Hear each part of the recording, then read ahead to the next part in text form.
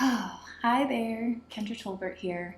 I'm a registered dietitian and yoga teacher specializing in PCOS and fertility.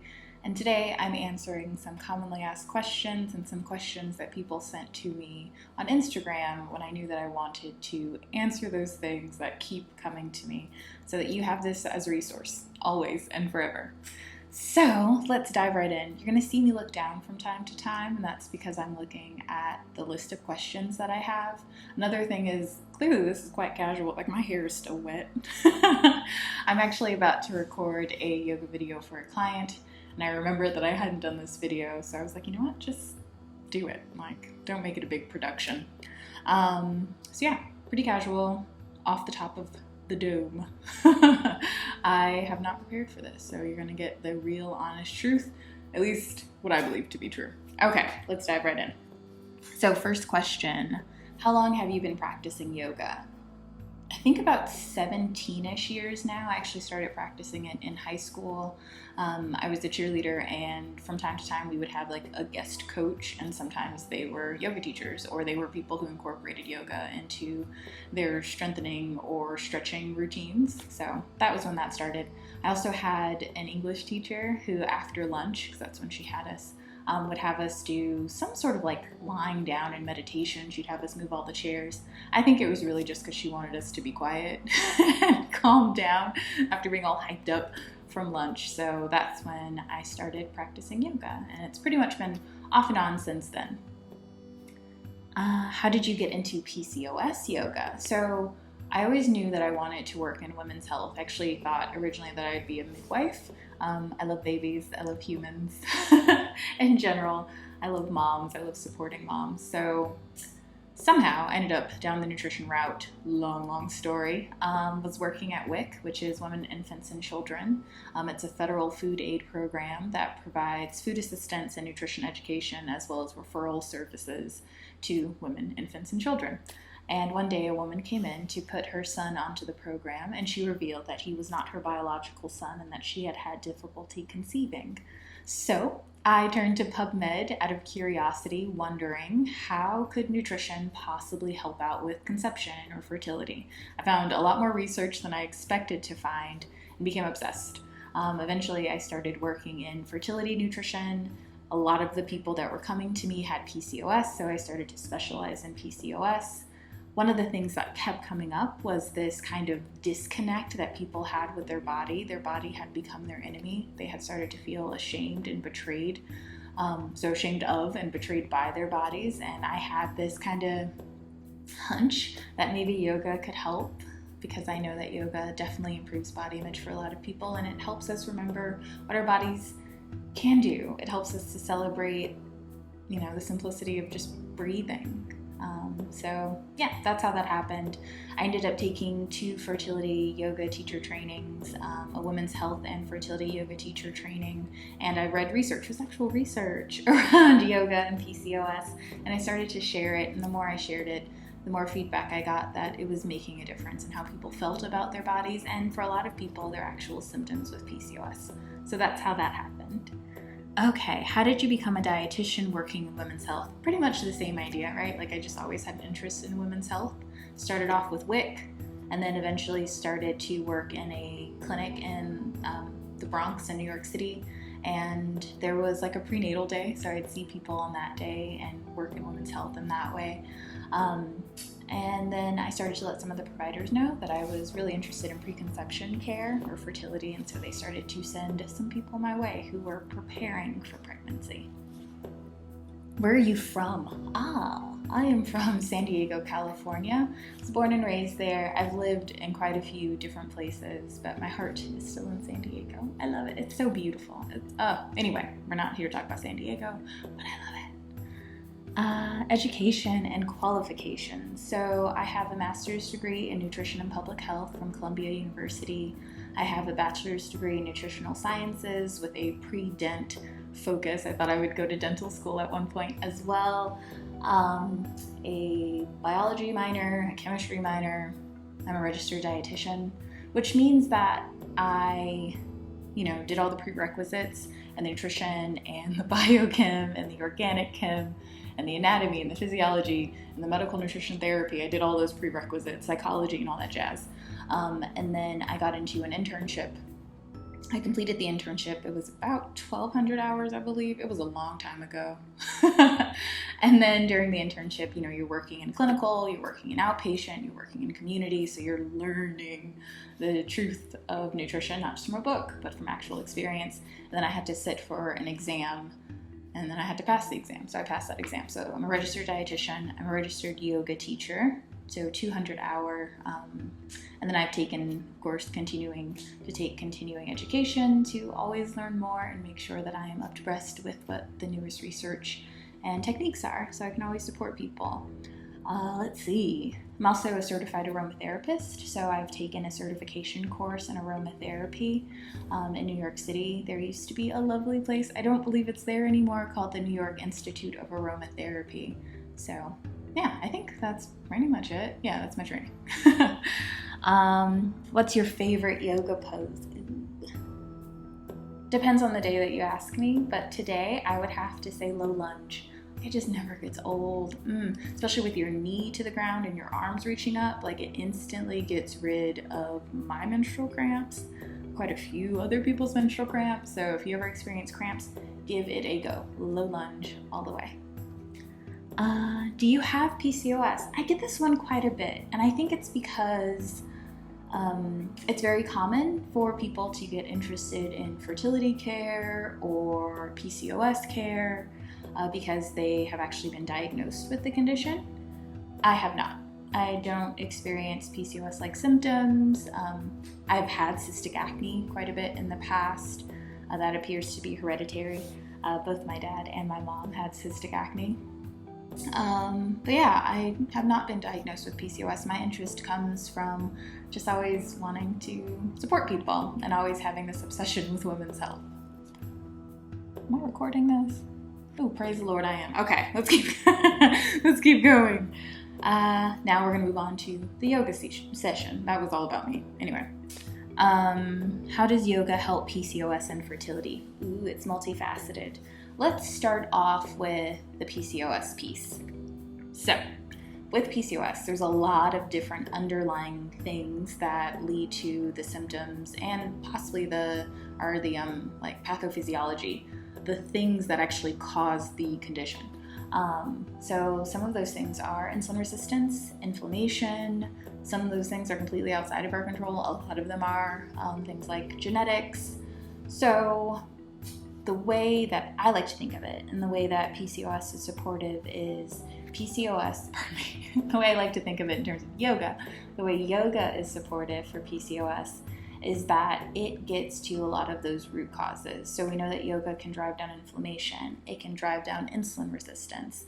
It can help with our body kind of getting into this rest and digest stage or state where it is able to regulate itself. And all of the communication that happens between the brain, the nervous system, and our organs are all kind of given an opportunity to come back into a state of balance. And it's there that, your brain can communicate with your ovaries better, that the insulin resistance isn't causing your ovaries to overproduce testosterone. The inflammation isn't causing all of the symptoms that inflammation loves to cause. So that's how I like to think about the way that yoga supports people who have PCOS. In terms of fertility, I like to believe it's the same sort of thing. It's also that, how do I say this? People who experience infertility are experiencing something that can be quite traumatic. It can really be a blow to someone's identity, right? There can be this sense of mourning and grief, the mourning of the route or the life they thought they would have. So the route they thought they would take and the life they thought they would have. And so yoga provides an opportunity to, what I've seen, really grieve that. And it provides emotional support for a lot of people, whether that's because they're in a group class or whether it's because it's kind of soothing their nervous system. That's the way that I like to think about yoga and fertility. And of course, there's the traditional wisdom piece of it, where in a lot of traditional forms of medicine, we're thinking of ways when someone's trying to conceive to encourage blood flow and energy flow around the reproductive organs. And yoga does that in a gentle way. So that's my answer. Let me know if you have another answer. I'm always looking to learn from other people. I by no means know everything. I know what I know, and I'm always looking to learn more. So there we go. Let's see. What are the benefits of yoga for women's health? So kind of the same things that I just shared. There's also, it seems to be beneficial for dysmenorrhea, so painful periods. It seems to help out with that. I'm trying to think if there's anything else. Menopause is something that it's been researched as being beneficial for. Definitely improves mood. In PCOS, we know that it, again, supports insulin sensitivity. It supports driving down androgens. It seems to improve mood, so any sort of anxiety and depression symptoms, it can be supportive for that. So there you go. That's that. Does yoga help men's fertility too? I don't think we can say this definitively, but I tend to think like what's good for the goose is good for the gander. So I just don't know that anyone has researched it, but I definitely can see how in supporting us getting into whether you're male, female, non-binary, that it can help you, just get into that state where your body does what your body is designed to do. Your body is always looking for an opportunity to get into balance. It's just for us to set the stage, and yoga sets the stage for your body to do that. It's really, I feel like I don't talk about this enough, and I'd like to talk about it some more. We like to put a lot of attention on what the supplements are doing, or what the nutrition is doing, or what the yoga is doing, but really it's your body's reaction to it and your body's wisdom and how to make use of those things that causes the reactions that we're all excited about, right? So it's really our bodies that are doing the amazing thing. We're just supporting what they're designed to do with those things. Okay, back to the questions. What makes fertility yoga or PCOS yoga different than regular yoga? Good one. The way I practice it, it's that it's more gentle, it's intentional, and it's focused on encouraging blood flow and energy flow around the reproductive organs, encouraging this connection between the mind, the heart, and the reproductive organs. That doesn't mean that it's different poses though, right? So it's still the same poses that come from regular yoga. It's just the intention that is different. Again, the way I practice it, it tends to be very gentle. It's very focused on soothing the nervous system. So I'm not having people do super strenuous exercise that could become a stressor for some bodies. It really is this opportunity to turn in and to support your body. Yeah, there we go. I'm gonna grab this. Pardon me. Okay. Can yoga cure my PCOS? Nothing has been found to cure PCOS. That includes yoga. So I did a video about this. Is PCOS curable? I'll link to it below. Because it's a disorder, rather than a disease. So there's not this one known cause for PCOS. It's a number of things kind of coming together, perfect storm, and creating all of the symptoms that we then identify and label as PCOS. So because we don't necessarily know exactly what each person's mixture of causes are, we can't say that this one thing is going to cure it. We have seen that yoga can be helpful in mitigating or bringing down some of those symptoms, so it's supportive. I hesitate to use the word reverse because I think people still hear that as cure. It can improve symptoms. For some people it can reverse symptoms, but it's a chronic condition. So once you have it, you're always going to have it. Whether or not your experience with it remains the same is something very different. And I think that's what most people are really after. Not so much do I get to lose the label, but do I get to feel better? Will my menstrual cycle become more regular? Will I be able to conceive? Will I be able to reduce my risk of other healthcare concerns or health concerns in the future? Absolutely. Those things can be changed. Those things can be influenced, and those things can be improved, even if PCOS can't be cured. At this point, time may change that. Okay. Can I do your videos when I'm pregnant? Oh, so I get this one quite a bit. Unfortunately, people are getting pregnant sometimes after doing my videos, which is lovely. I'm all for that. Especially if that's your goal, then I'm all for that. I tend to be a little bit cautious on this one. There's no reason that I would say for certain that you cannot.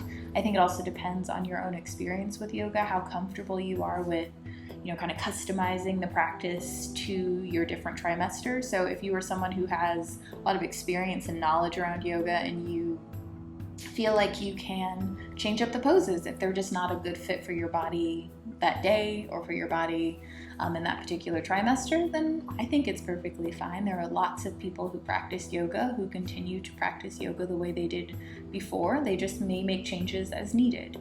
I'm always going to encourage people to be extra cautious, especially with anything that they're doing online. It's a good idea to find a prenatal yoga teacher that you can follow along with as well. I'm working on that. I'm working on getting my prenatal yoga teacher, I don't even know, registration? Whatever. I'm working on taking one of those trainings. Yeah. So hopefully in time I'll have some prenatal yoga classes for you as well. I'd love that. Okay, let's see. Here's one. Will yoga help me lose weight? Or another common variation of this, lose belly fat? It depends, right? So if you've been around my channel for any amount of time, you've probably come to the conclusion that I'm against weight loss. I'm not. I think bodies change shape and size and weight all the time for any number of reasons. I'm not such a huge fan of or proponent of intentional attempts at weight loss because I have not seen them be sustainable. I've seen them lead people away from actually focusing on their well-being. You can lose weight in ways that don't support your health, and you can support your health in ways that don't end up with you losing weight. Now, that being said, in some cases, insulin resistance and inflammation are behind someone being a higher weight than whatever their natural set point is. In that case, if yoga improves the inflammation and the insulin resistance, their body might become smaller. But I don't think that should be the focus. That's my view. I know that that's not everyone's view. If you look into things around health at every size or intuitive eating, you might set point very sorry. It's the joys of working from home. It sounds like someone's out there banging something. I don't know. Anyway, I don't even know if you heard it. If you did, or just now, I apologize. Okay, so back on to health at every size and intuitive eating. Those are the frameworks that I practice from. And so I'm always going to focus on well-being more than changing your body shape or your body size. So can yoga lead to weight loss? Possibly, but I don't think that should be the reason to do it. At least that's not the reason why I share it with you. So there you go. Let's get back on track. Okay, about nutrition. What food should I avoid if I have PCOS? I don't really think there are any foods that everyone with PCOS absolutely has to avoid. Again, I know that it's really common for people to say things like you can't have gluten, or you can't have dairy, or you can't have sugar, or what's another one that's really common? Sometimes soy gets thrown in the mix. Carbs must be limited. That's not the way I practice. I've seen people have success without needing to do that. It's the only way I practice with my clients. If my clients want to do that, of course, they're free to. It's their body. But that's not what I teach them. That's not what I share with them. That's not what I counsel them in. There are no foods that are absolutely off limits. I think we have to remember that even if you're diagnosed with PCOS, your experience with PCOS, the driving factors behind your PCOS are unique to you. So there is no PCOS diet. There is no one way of eating for everyone with PCOS that's going to improve their health. So I think it makes more sense to focus in on what to include more of. I did a video on insulin resistance. I did a video on carbohydrates where I talked about how some of the research that we have that people will use to prove that you need to follow a low-carb diet with PCOS really, in my opinion, shows that we need to focus more on variety, including more fiber, including more protein, including more phytochemicals, antioxidants, and vitamins and minerals and fats that we have found can drive down inflammation. Like, that's where our attention should be, rather than on how do I eat less carbohydrates? How do I eat less of the things that so-and-so said I shouldn't be eating? Focus on adding in more of those. Now, of course, there are some people who will find that they do have food sensitivities, but that's because that's human nature. Everyone has some foods that their body tolerates better than others. That's not because of PCOS. That's because that's natural human variety. So that's my 2 cents on that one. I think I want to do a video kind of talking about all of the off-limits foods and what the research actually says, and how that's not necessarily the best route, and why it's not necessarily the best route, especially in PCOS, because there's an increased incidence of eating disorders in PCOS. So it's really important that if you're a clinician listening to this, that you're encouraging people to focus on what to do, not what not to do, right? Restrictive eating patterns, they don't get to the root. They don't support people in really supporting their well-being, and they may put someone who's already at risk for developing an eating disorder over the edge. So let's not do that. Whatever, you do what you do, but I'm just telling you what I think. Okay. What food should I avoid if I'm trying to conceive? Girl, same thing. Yeah, the way there are no set foods that are off limits. If you have PCOS, there are no set foods that you have to avoid if you are trying to conceive. That same list of foods that people say are so bad for PCOS tends to be the same list of foods that people say are bad for conception. And if we're honest, they tend to be the same foods that people say are so bad for almost everything.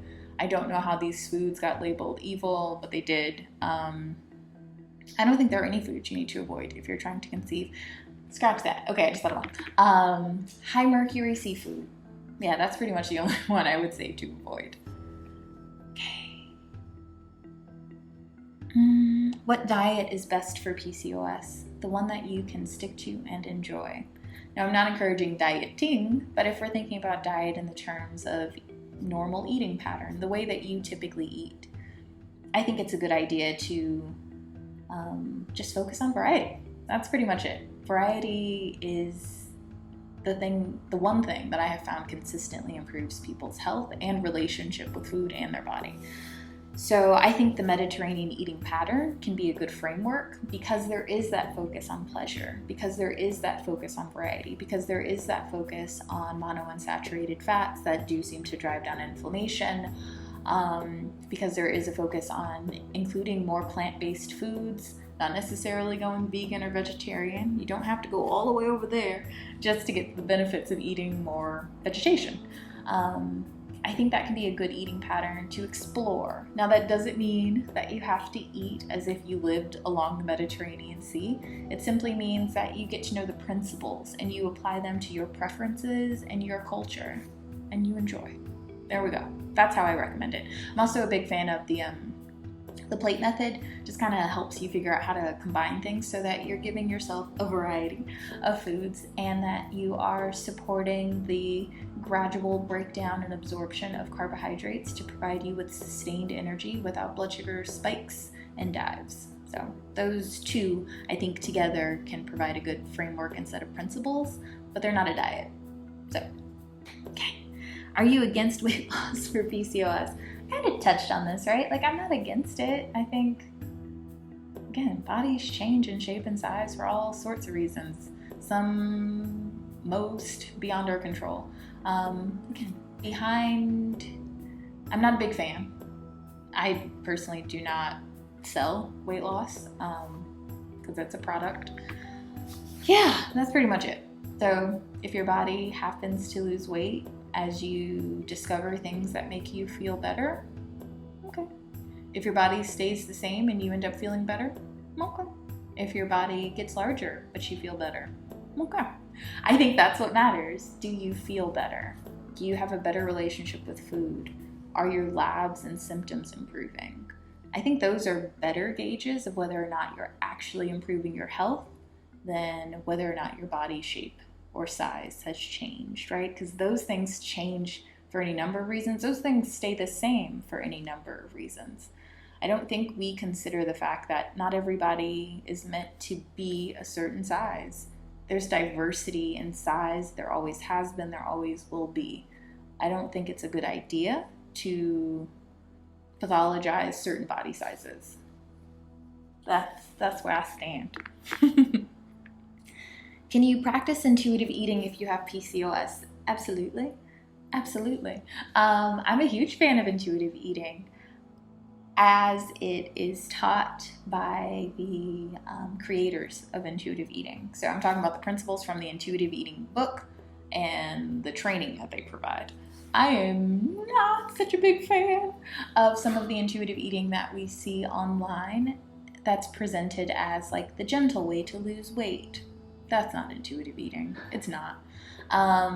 Or even kind of the like eat the cookie, don't worry about it diet. Like that's not intuitive eating either. Like there's more to it than whether or not your body changes. And there's a lot more to it than eating cookies. There's a lot more to it. And I think one of the things that can make some people feel that it's not for people with a medical condition that can benefit from nutrition changes is that part that feels like, and the part that tends to get the most attention, that it's all about just eating whatever you want, whenever you want. There is another principle at the end. It's the 10th principle that's all about gentle nutrition. So it's still taking into consideration nutrition science. It's still taking into consideration your unique body needs, including whether or not you have a medical condition that medical nutrition therapy can help to manage. So in those cases, gentle nutrition is still a part of it. It's really a part of it for anyone. It's just not the only part of it, but I feel like it's the part that probably gets the least amount of attention, maybe because it's kind of in the gray area, right? Like it's not restrictive, but it's also not just like, yeah, don't consider how things make you feel at all. Don't consider what they're doing to your labs at all. There's this place in the middle where you are doing all of it, where you're considering your desires and your needs. And there's that happy medium. So the way I see intuitive eating, absolutely. The way I believe the authors of the book and the creators of intuitive eating see it, I think they'd agree that yes, intuitive eating can be practiced for those with conditions that MNT, medical nutrition therapy, would benefit. But yeah, that's where I stand. I know not everyone agrees with that, but I wholeheartedly agree with that. Next set of questions. General. My periods are now regular. Does that mean my cysts are now gone? I don't know. I think you'll have to ask your doctor. An ultrasound is the only way to know if your cysts are there or not. The immature follicles that, give that pearl-like appearance around the ovaries. Only an ultrasound can tell you that, and only your provider can tell you that. So, yeah, I would start there. Ask them. How do I get my period back? That depends. Why is your period gone? Right? So it's that same thing that I talked about where there's a lot of different underlying causes for PCOS and PCOS symptoms. So which of those is driving your symptoms? Which of those is driving a lack of ovulation or menstrual regularity for you? When you address those, that's how you get your period back. But there's not a one-size-fits-all approach to that. You need to do some digging with the help of, I would recommend, with the help of a registered dietitian and either an OBGYN or a reproductive endocrinologist that specializes in PCOS and gets really curious about PCOS, not just tells you, you have PCOS, take this, take that, come back to see when you're trying to get pregnant. That's not someone who's trying to dig deeper. Like I'm talking about someone who's going to do the lab work, who's going to explain to you what the underlying causes are. So once you address those, then hopefully your period comes back. But there are so many reasons to not have a period. I can't just say exactly what's going to get your period back. But I'm rooting for you. I'm definitely hoping that you figure that out and that you do get your period back.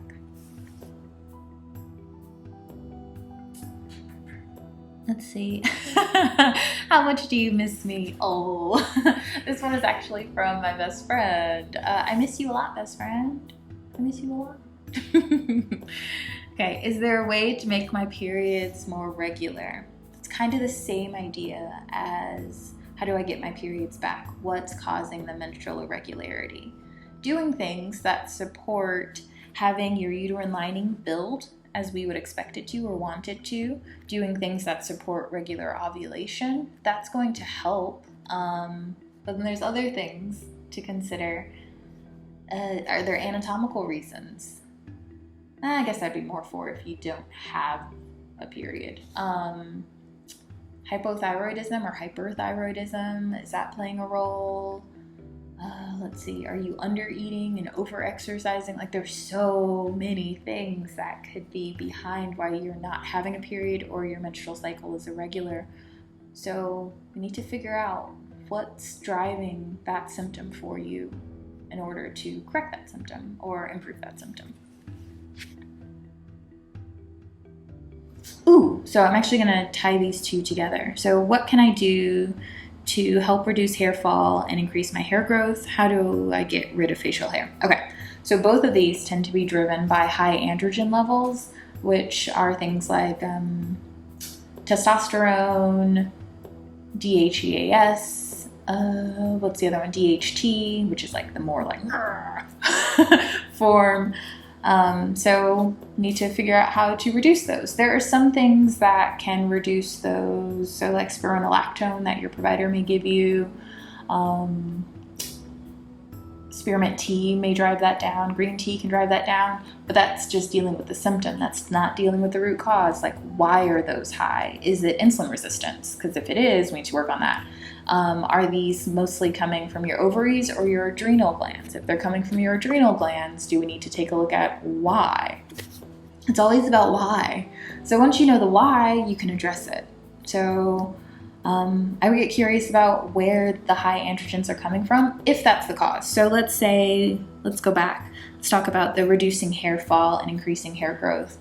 If they're caused by the high testosterone, driving down your testosterone or your androgens is going to help. If it's caused by another reason, like a thyroid condition, like a mineral deficiency, then driving down your androgens isn't going to fix that. So you have to get curious about why those things are happening for you. Just because you have PCOS doesn't mean that's the only thing that's causing some of your symptoms. You still have to consider the whole picture. The rest of your health matters too. So yeah, get curious. Ask your provider for the necessary labs. Tell them what you're experiencing. And if they're just like, oh, that just happens to people with PCOS. Listen, there are other reasons that things happen to people too. You can have PCOS and have other concerns and conditions. Okay. So we answered that. Does birth control really help? I'm not getting in trouble here. Not. So does birth control help you what? Okay, so I'll answer it as truthfully and cautiously. I think there's merit to birth control, and I'll tell you the reasons I'm for it and the reasons I would be cautious of it. Okay, so the reasons I'm for it. If you are just like, I just don't want to not know when my period is coming. I just want to like be able to predict when it's going to start, and you just want to, to have a regular monthly bleed. I'm not going to call it a period. You just want to have a regular monthly bleed because you want that to be predictable. Absolutely can help you with that. There's some people who will say, it might help with endometrial, like reducing the risk of endometrial cancer because you're not having the uterine lining build up without shedding. Okay, so maybe that's definitely worth exploring. And of course, if you're using it for birth control, you're trying not to conceive and that's the route that you've decided to take, have at it. In my opinion, right? I don't think I have a right to tell anyone that they're doing it wrong if they decide to turn to pharmaceutical support. Now here I think is where people need to be cautious, though, is that it's not without side effects. There are some vitamin and mineral deficiencies that it has been linked to. It can, for some people, cause or add to the insulin resistance. For some people, it can drive inflammation. So I think those are all things worth considering. I don't think it should just be handed out as if there are not any drawbacks in taking it. And I definitely don't think people should be led to believe that it regulates their hormones or it regulates their cycle, because their body's still not going through a regular menstrual cycle. Now remember, menstrual cycle is about the whole thing from the very first day of your period until the day before your next period. That's a menstrual cycle. It's not just the bleed. That's menstruation. That's your period. So your body, if you're on the pill, isn't going through all of the other ebbs and flows that happen. So that's something to consider. How to overcome menstrual cramps. Now I'm assuming you're asking through nutrition and yoga. I think it's important to understand why you're having menstrual cramps. So you want to rule out things like endometriosis. You want to rule out things like fibroids. You want to rule out anatomical reasons that you could be experiencing those menstrual cramps. So that's important.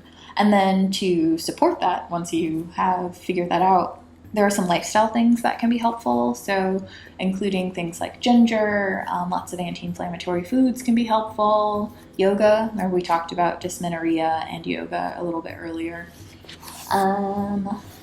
Essential oils, like using them in massage, can be really helpful. So those are just a few of the things that I'd recommend exploring after you've ruled out other more serious reasons that you could be having those menstrual cramps. In lean PCOS, is it difficult to put on weight? Yeah. So that wasn't me saying yes as the answer. That was me breathing out.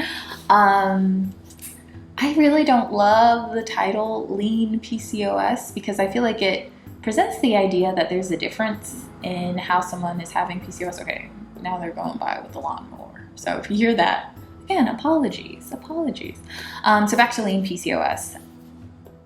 I'm not a huge fan of people assuming that someone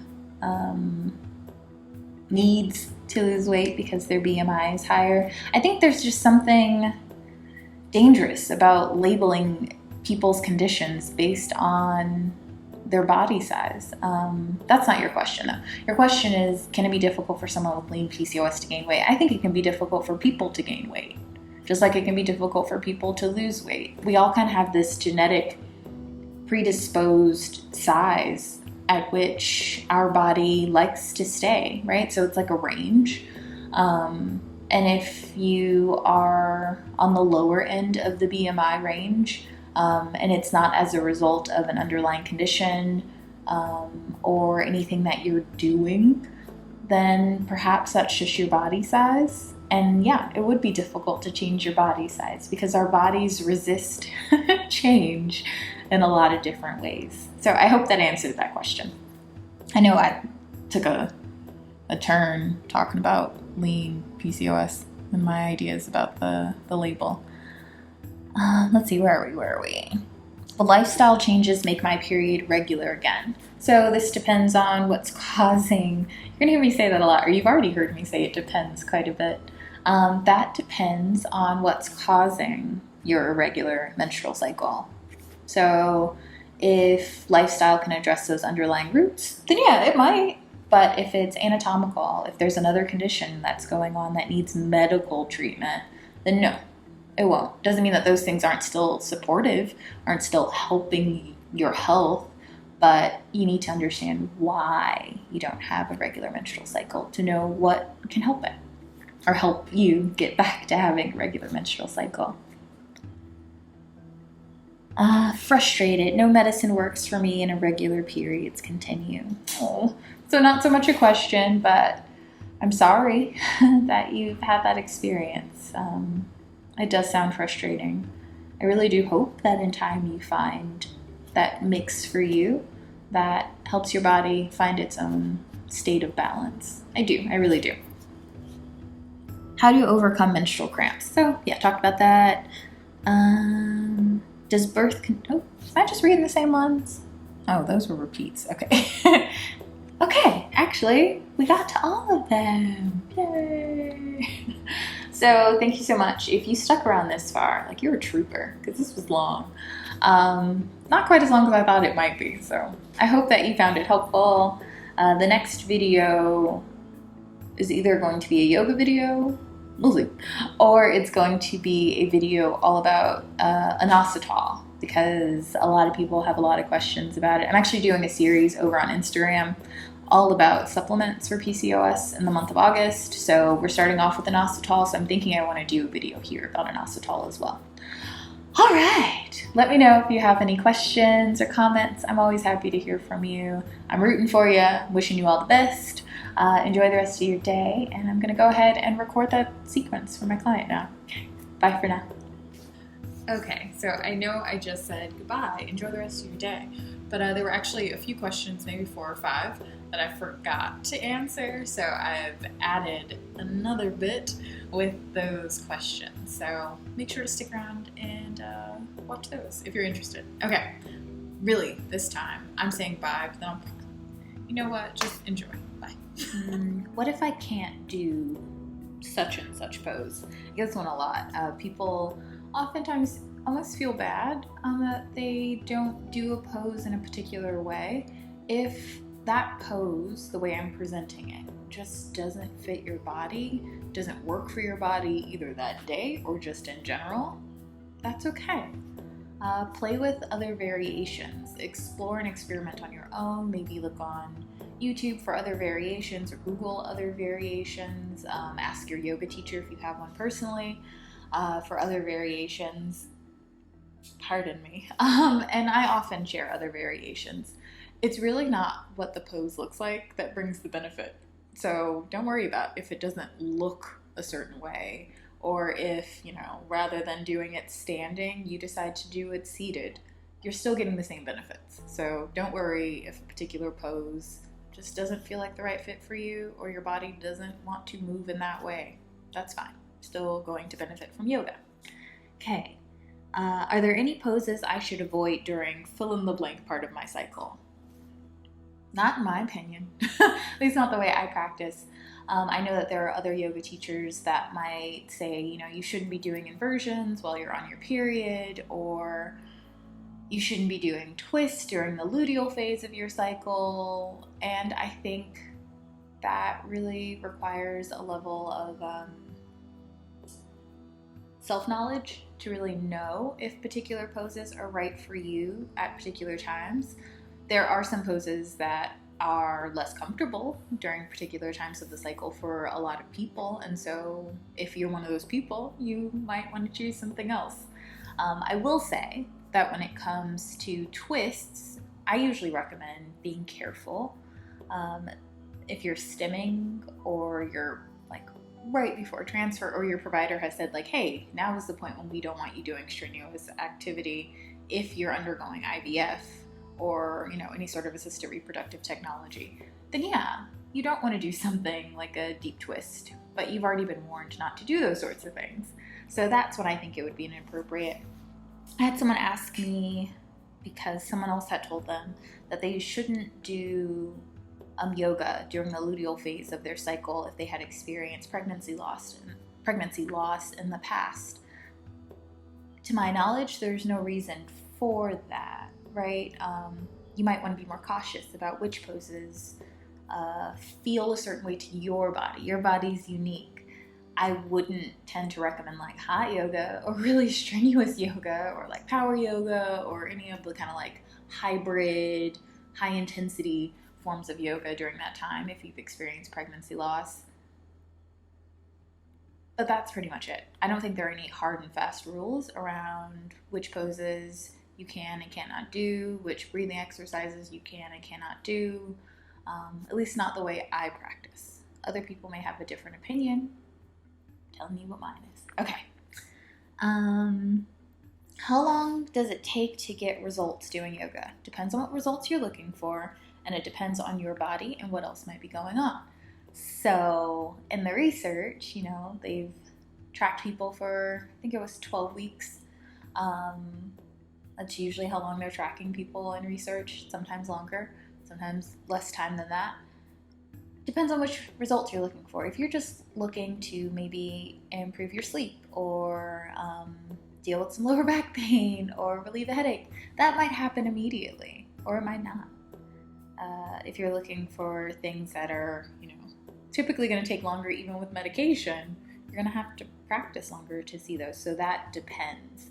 I think the best way to know is to do it. So often we want to collect information instead of just getting started. We want to know everyone else's experience with something. I've seen where people have spent so much time collecting everyone else's experiences that they never give themselves a chance to know how it would affect them. That's, weeks of asking everyone else that you could have been practicing and knowing for yourself. So I get it though. I do get it. I get wanting to know, is this worth my time? At some point, you just kind of have to do it to know for yourself. Your body is unique. I will keep saying that. Okay, next question. How often should I practice? I tend to give the same answer to this one. As often as time, life, schedule, desire permits. So as often as you can, based on what your life needs in that moment. Never so much that it starts to feel like a chore, because then it's moved over into, in my opinion, a stressor, and that's when we're not looking for that. So, however often you can, in a way that still feels I can't talk. Nurturing, nourishing, and supportive. Okay.